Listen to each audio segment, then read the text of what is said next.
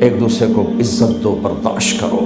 میرے نبی نے فرمایا بہترین مسلمان وہ ہے جو بیوی سے اچھا سلوک کرتا ہو، اور بیوی سے فرمایا میری شریعت میں سجدہ ہوتا تو بیوی سے کہتا خامند کو سجدہ کر۔ بہترین صدقہ اولاد کی تربیت ہے۔ پورا گھر میرے نبی نے نقشہ، ہر ایک کی قیمت بتائی۔ ماں تیرے قدموں تلے جنت، کہ کاش میری ماں زندہ ہوتی، تم دیکھتے میں کیا کرتا، میں عشاء کی نماز کے مصلی پر ہوتا، میں سورۃ فاتحہ پڑھ رہا ہوتا، ادھر سے آواز آتی میری ماں کی محمد، تو میں نماز توڑ کے کہتا لبیک اماں جان۔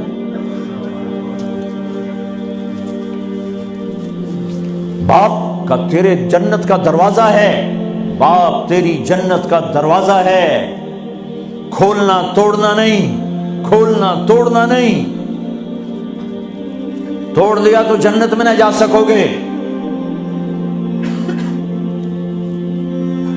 سب سے بہترین مسلمان جو بیوی سے اچھا سلوک کرے، سب سے بہترین عورت جو اپنے خامند کی منشا کو دیکھے۔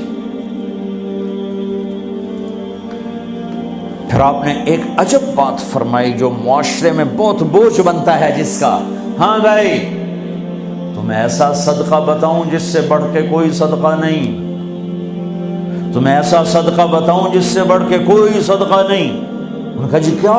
کہ الابنۃ المردودہ، جس کی بیٹی کو طلاق ہو گئی یا بیوہ ہو گئی اور گھر واپس آ گئی ماں باپ کے، یا ماں باپ نہیں ہے تو بھائی ہیں، وہ ایک بوجھ بنتی ہے ماں باپ پر بھی، اور بھائی تو ویسے ہی باغی ہو جاتے ہیں۔ میرے نبی نے فرمایا اس بچی پہ خرچ کرنا کائنات کا سب سے افضل صدقہ ہے۔ گھر، ایک گھر کیسے چلتا ہے؟ ہمارے ہاں پنجاب، سندھ، بلوچستان سرحد میں بہنوں کو وراثت میں کوئی حصہ نہیں ملتا، سب بھائی کھا جاتے ہیں۔ میرے نبی نے فرمایا جس کو اللہ نے 2 بہنیں دیں اس نے ان کا حق ادا کیا، شادی کی حق ادا کیا۔ ماں باپ کی وراثت میں سے ہوتا ہے، اگر میں نے کوئی خود کمایا ہے اس میں بہنوں کا حق نہیں، ماں باپ سے اگر 1 روپیہ بھی آیا ہے تقسیم کیا جائے گا۔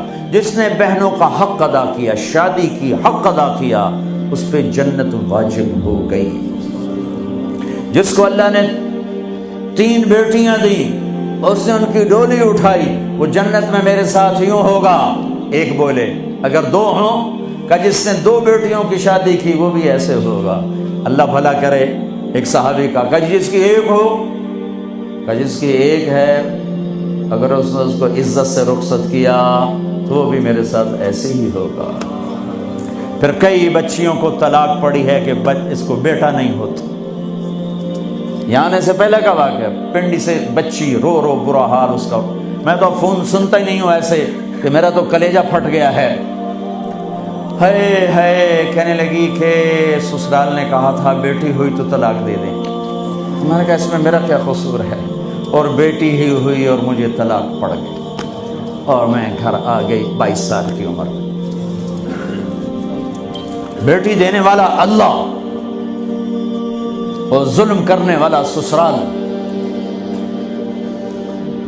میرے نبی کو اللہ نے بیٹے دے کے اٹھا لیے، قاسم اٹھا لیے، عبداللہ اٹھا لیے، ابراہیم اٹھا لیے، 4 بیٹیاں دی، 3 زندگی میں اٹھا لی، زینب، ام کلثوم، رقیہ، تینوں آنکھوں کے سامنے چلی گئیں۔ فاطمہ سے نسل چلی، آپ نے فرمایا لوگوں کی نسل بیٹے سے چلتی ہے، میری نسل میری بیٹی فاطمہ سے چلی۔ اس لعنت کو دھویا۔ عورت کا کیا قصور ہے اگر اس بیچاری کو بچیاں ہو رہی؟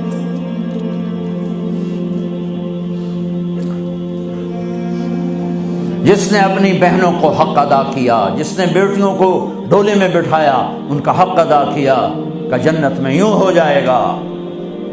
بہنوں کو دینا اتنا ضروری ہے، حرام ہو جاتی ہے روٹی۔ میں نے مولانا جمشید صاحب میرے استاد ہیں، میں نے ان سے تفسیر پڑھی۔ میں ایک دن شہد کی بوتل لے کر گیا، پرانی بات ہے 76-77۔ میں نے کہا حضرت یہ ہدیہ ہے۔ فرمایا کہاں سے لائے ہو؟ میں نے کہا میرے اپنے باپ کا ہے۔ فرمایا تیرے باپ نے اپنی بہنوں کو، تیرے باپ نے اپنی بہن یعنی میری پھوپھیوں کو، تیرے باپ نے اپنی بہنوں کو زمین میں سے حصہ دیا تھا؟ یہ سوال کیوں کیا؟ 10 روپے کی شہد کی بوتل تھی اس وقت، کہ اگر دیا تھا تو یہ میں لے لوں گا، اگر نہیں دیا تو پھر یہ حرام ہے، میں نہیں لوں گا، یہ مطلب